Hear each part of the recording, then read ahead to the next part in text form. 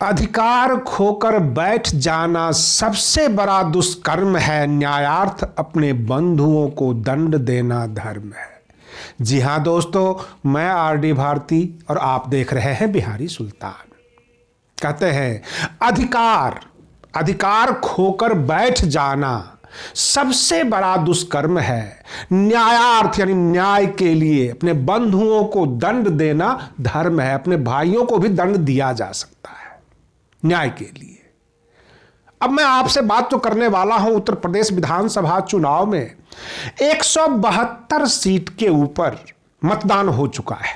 आम जनता ने उत्तर प्रदेश की अपना फैसला सुना दिया है जो उन्हें देना था, और भाजपा अब डिफेंसिव मोड में आ चुकी है, रक्षात्मक मुद्रा में।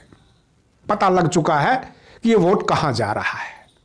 अब प्रश्न यह उठता है कि जो हमने लाइन कहा है उसका बहुत सारा मतलब है।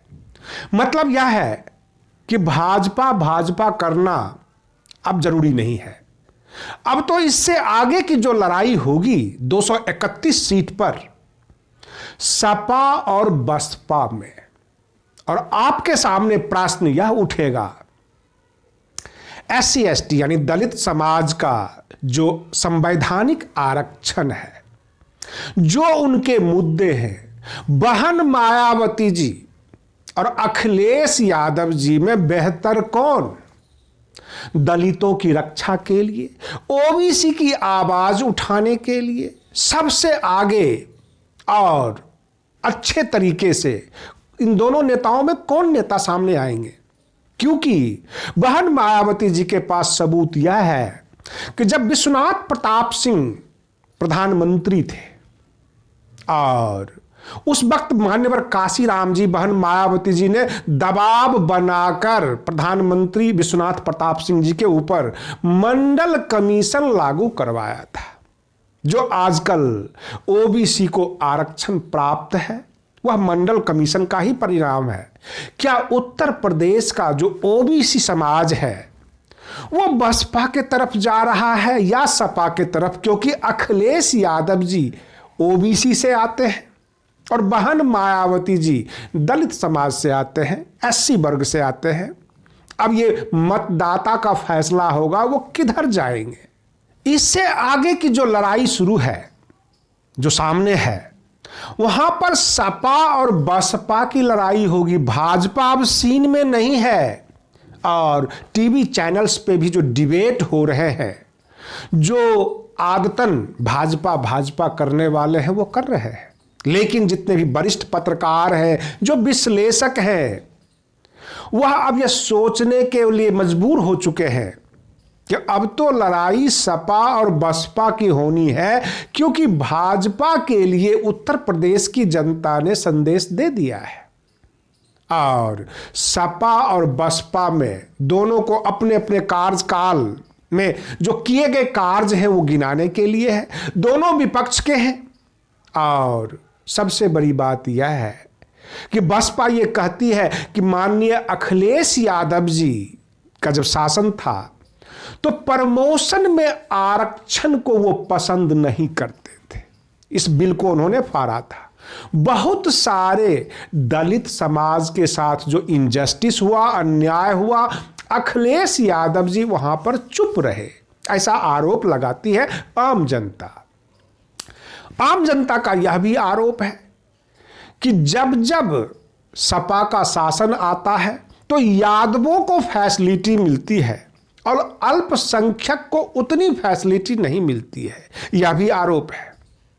बसपा के लिए जो आरोप दिए जाते हैं, जो आरोप लगाए जाते हैं, कई बार ये प्रश्न उठा कि उन्होंने जो है मिल में घोटाला किया, बहुत तरह की शुगर मिल बेचे, इस तरह के तो आरोप हैं। लेकिन यह आरोप नहीं है कि केवल जाटव समाज को ही फायदा होता है, क्योंकि बहन मायावती जी जाटव समाज से आती है। कोई एक वर्ग जो है लाभान्वित होता है और बाकी वर्ग छूट जाता है, यह आरोप बसपा के ऊपर नहीं है। बहन मायावती जी के समय में लॉ एंड ऑर्डर काफी चुस्त दुरुस्त होता है, जबकि अखिलेश यादव जी के शासन में कहा जाता है कि गुंडा राज, और उसी गुंडा राज की दुहाई भाजपा भी देती आई।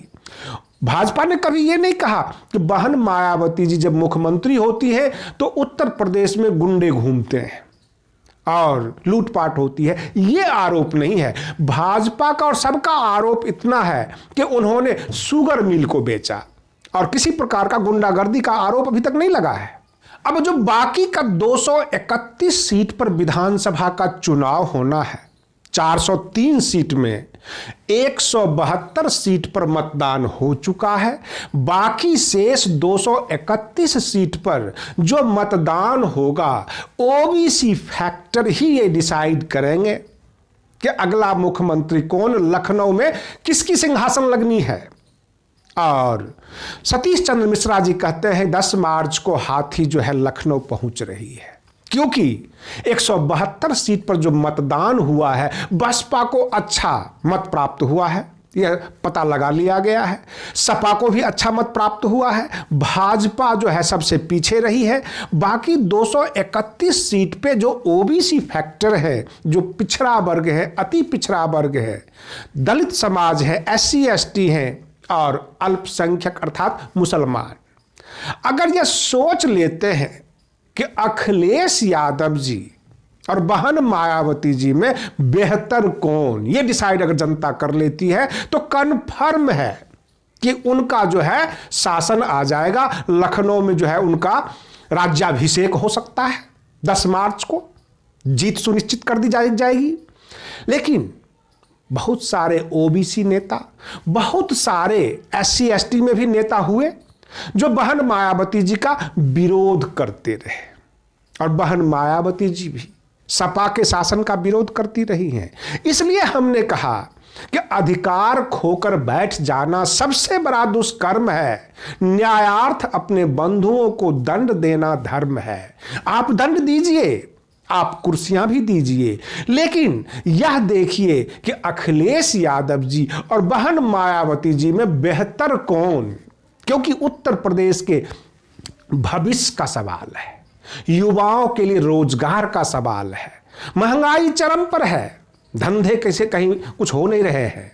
तो उत्तर प्रदेश की जनता डिसाइड करे कि अगला मुख्यमंत्री कौन। आप बने रहिए बिहारी सुल्तान चैनल पर। हम फिर मिलते हैं अगले वीडियो में। तब तक के लिए धन्यवाद।